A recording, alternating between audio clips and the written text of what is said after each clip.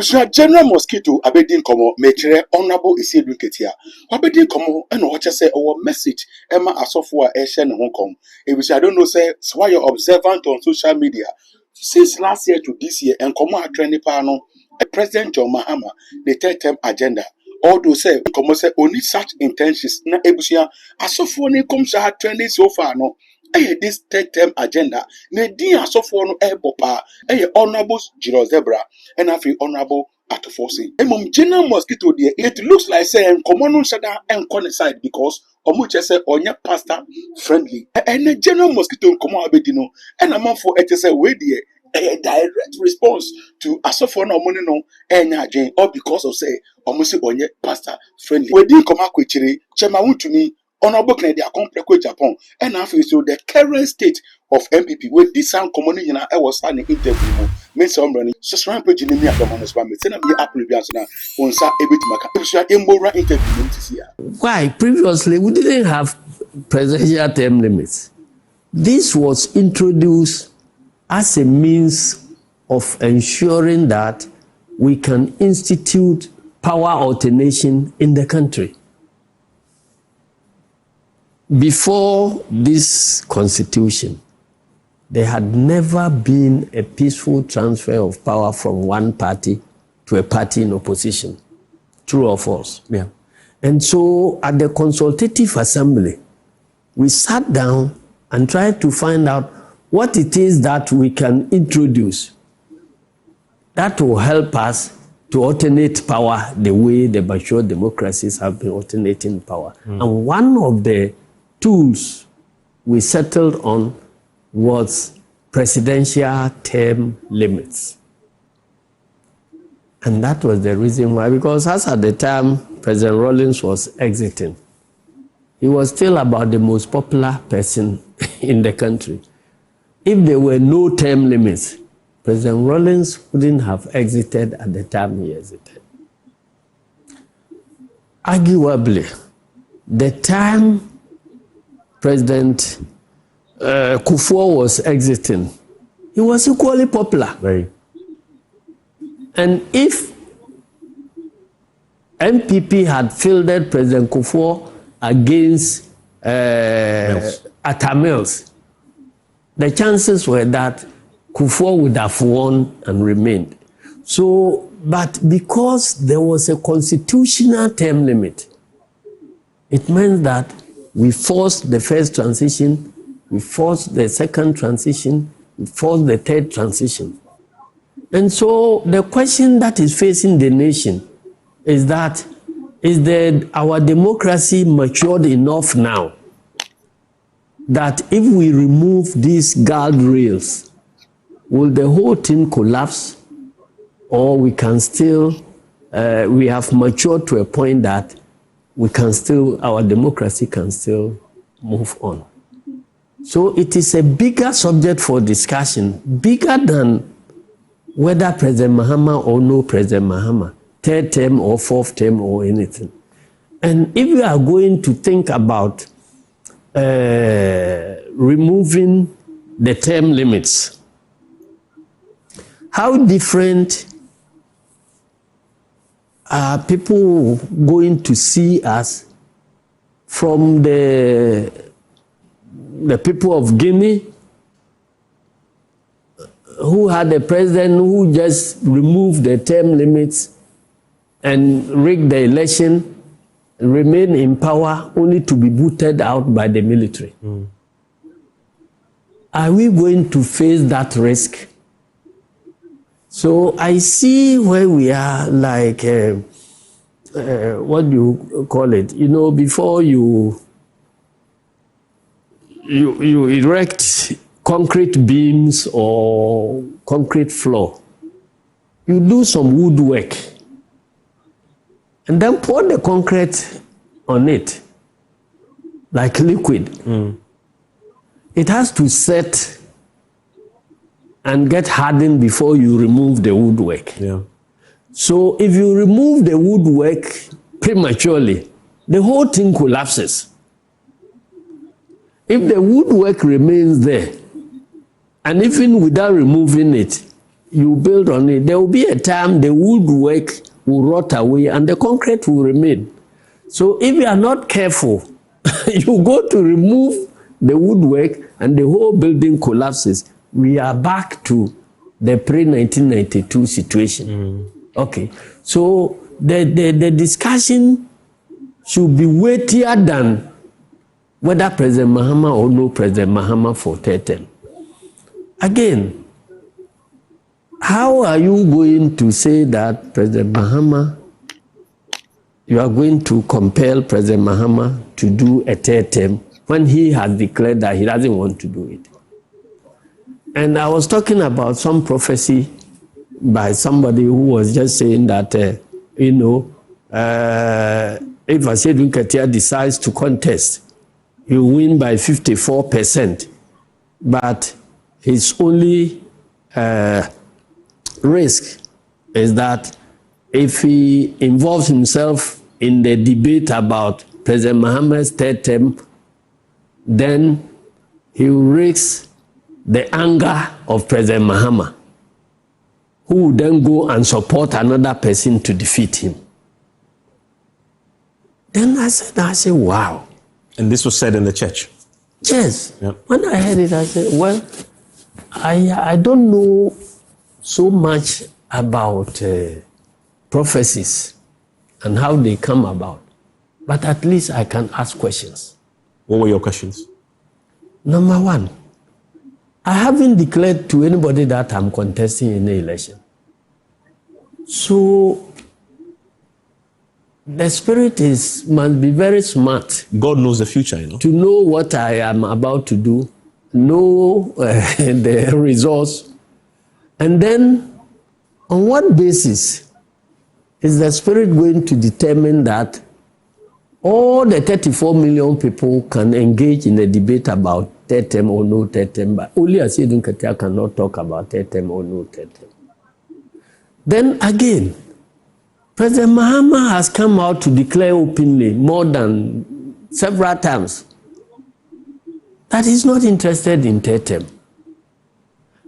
So if any spirit is saying that if I participate in that debate, he will be annoyed with me, it means that I'm offending him if I join his publicly declared position that he's not contesting. If I join it, he will be annoyed with me. What are you implying? Are you implying that President Mahama has a secret, private position which he is pushing and then pushing a different narrative publicly, such that if you join the public one, then he will be annoyed with you and then use the secret. There are some who believe that what he said was public, but privately he may be. No. President Mahama is not Dr. Bawumia. I said it here, that the key difference between President Mahama and Dr. Bawumia is that President Mahama is credible. When he says yes, he means yes. When he says no, he means no. So for anybody to suggest that President Mahama is saying something publicly yes and doing something underground no, is trying to project President Mahama as somebody who is not trustworthy, who is out to deceive Ghanaians. And I don't think he deserves to be treated like that. You understand? So I believe that it could be an orchestration from somewhere. Where? Because we've been there before. I don't know how old you were when President Rawlings was approaching 2000. I covered that election, so. The whole, very well. You remember the whole country was say, Akuntabesi farm. Yes. You remember? Yes. Because of that Akuntabesi farm, they put President Rawlings so much under pressure that whenever he sought to imply that he will hand over to anybody who, people didn't believe. Yeah. And they were saying that no, this soldier man, he won't hand over. Even if he loses, he won't hand over. So the campaign deviated from policy to whether he will hand over or not hand over. So he was forced to declare in Swedru that if his vice president is contesting, he will support him. Just to settle the debate that he will not contest. Then that turned into a different thing. Pseudo declaration. And then they say pseudo declaration. Split the party. So the spin then started. And there was an implosion in our party. And the party split and we lost the election. You think something similar is happening now? I think those who are pushing this type of narrative, they want to tempt President Mahama to make some declaration in order to convince people that he's not coming, which may end up, history doesn't repeat itself, but it rhymes. So the same thing that President Rawlings was subjected to, they knew he was hugely popular and all that. President Mahama too is hugely popular now. So, and if you hear the narrative of MPP now, they are not discussing policy. They are trying to use this third term as a tool for mobilization of their base. So every debate that they engage in, they add President Mahama's third term. He's jailing this, he's jailing that because he wants to do a third term. He's doing this thing, he's doing that thing because he wants to do a third term. Can't we see it? Are you suggesting that the MPPs behind this third term agenda push the narrative? I'm very, very sure. Very, very sure about that. Why? Because Wontumi is arrested for crimes that he has committed. How come in the talking about Wontumi's arrest, you are implying that President Mahama wants to arrest all the outspoken people so that when he declares third term, nobody can challenge. So they are looking for some tool for mobilization. So that's why, a drowning man will hang onto any straw. They are now trying to use the conviction of Wontumi, which they themselves know is on solid legal grounds with abundant evidence. But nevertheless, they want to use the jailing of Wontumi as a tool for mobilization. The same way they want to get a tool out of this third term and use it to mobilize their base. The party is hitting the streets on Thursday. They say it's selective justice. Now I've been saying that is the worst thing any leadership of any political party can subject its party to. It's good for us. How? It's painting them as people who are responsible for Galamsey, and because Wontumi must have used the resources to finance MPP, they feel obliged to defend him even when there is evidence that he has done the wrong thing. That is what is happening.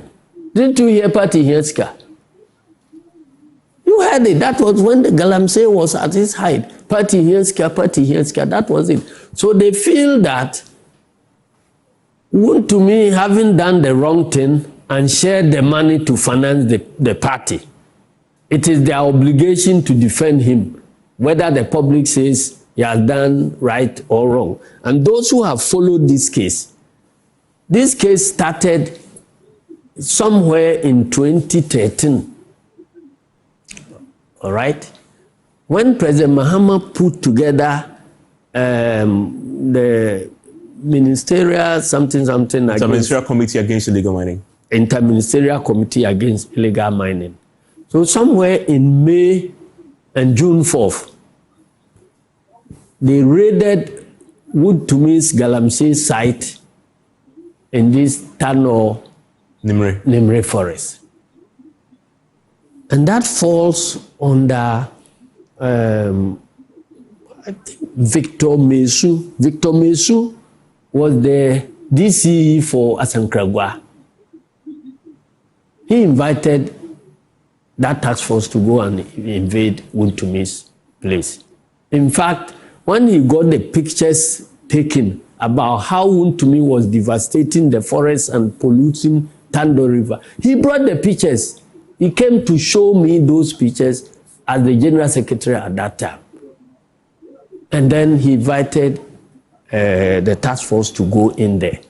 They went, invaded Wuntumi's site, burnt the structures, demolished everything there, and then, drove away. He was having more than 100 foreign nationals there and was trying to build a facility to even fabricate and assemble equipment for the Galamsey. So all these things were vandalized.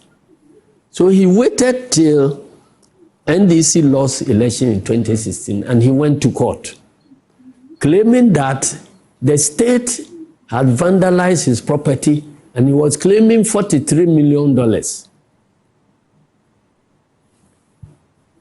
Then the case proceeded and the judgment was delivered somewhere in 2019 when Nana Akufo-Addo was in power. A judgment was delivered in Secondary High Court. I have all the case. You seem to have really followed this. I have the details. I have followed it because when Mesu brought the pictures, he showed them to me as a General Secretary at that time. But this latest trial that convicted him was based on a 9-month operation. You wait. So that case was judged. It is because it was a civil case filed by Wontumi to take money by way of judgment debt from the government, and it failed. You know some of his claims. He said that he had legal license to mine, and so it was wrong for that task force to vandalize his operations. Number two, as at the time the operation took place, he had 50 kilograms of pure gold, which was taken away.